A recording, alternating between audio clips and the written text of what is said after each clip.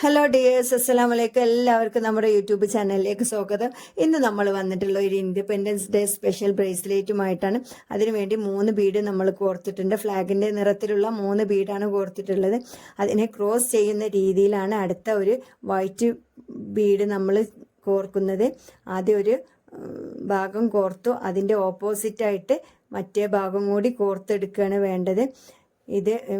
ഇതിന് വേണ്ടിയുള്ള നമ്മൾ 5 mm തിക്നെസ്സിനുള്ള വയറാണ് എടുത്തിട്ടുള്ളത്. ഇങ്ങനെ ഫ്ലെക്സിബിളായി വലിക്കാൻ പറ്റുന്ന ഒരു തരം വയറാണിത്. മാല, ബ്രേസ്ലെറ്റ് ഒക്കെ കോർക്കാൻ പറ്റിയ നല്ലൊരു വയറാണ്. വീണ്ടും നമ്മൾ ഫ്ലാഗിൻ്റെ നിറത്തിലുള്ള 2 ബീഡ് ഇട്ടിട്ടുണ്ട്. പച്ചയും ഓറഞ്ചും ബീഡും ഇട്ടിട്ടുണ്ട്. അതിനെ ക്രോസ് ചെയ്യുന്ന രീതിയിൽ ഒരു വശം നമ്മൾ വെള്ളം മുത്ത് കോർത്തു. പിന്നെ ചെയ്യേണ്ടത് മറ്റേ വശത്തിലൂടെ ഓപ്പോസിറ്റ് ആയിട്ടാണ് കോർക്കുന്നത്. എന്നിട്ട് അതൊന്ന് ഇങ്ങനെ വലിച്ചെടുക്കുകയാണ് വേണ്ട. വീഡിയോയിൽ കാണുന്നത് പോലെ ഇങ്ങനെ വലിച്ചെടുത്ത് കെട്ട് പോലെ ആക്കുന്നതാണ്. അപ്പോൾ സെൻറ്ററിലെല്ലാം വൈറ്റ് വരും, 2 സൈഡിലായിട്ട് 2 കളറും വരും. ആ രീതിയിലാണ് ഇങ്ങനെ ചെയ്യേണ്ടത്. ഫുള്ളായിട്ട് ഈ രീതി തന്നെയാണ് നമ്മൾ ചെയ്യുന്നത്. വളരെ എളുപ്പമാണ്.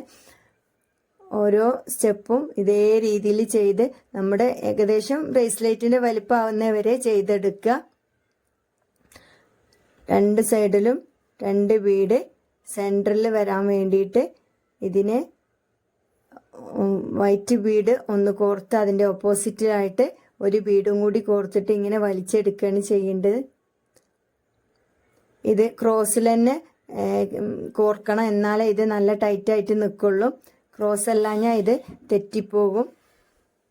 ഇതേപോലെ മുഴുവനായിട്ട് നമ്മൾ ചെയ്തെടുത്തിട്ടുണ്ട്.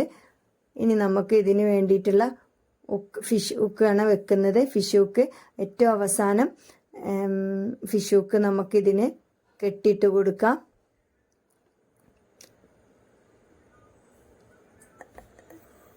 ഫിഷ് ഹുക്ക് നല്ല പോലെ ഒന്ന് കെട്ടിക്കൊടുക്കുക. ഇത് കെട്ടുന്ന സമയത്ത് നല്ലോണം വലിച്ചിട്ട് കെട്ടണം.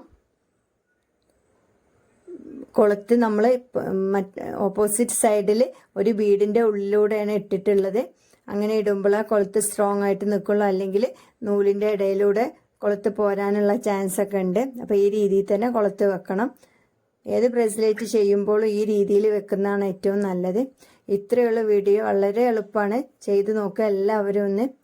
ഓക്കെ, എല്ലാവർക്കും വീഡിയോ ഇഷ്ടപ്പെട്ടെന്ന് കരുതുന്നു. വീഡിയോ ഇഷ്ടപ്പെട്ടു കഴിഞ്ഞാൽ ചാനലൊന്ന് സബ്സ്ക്രൈബ് ചെയ്ത് സപ്പോർട്ട് ചെയ്യുക.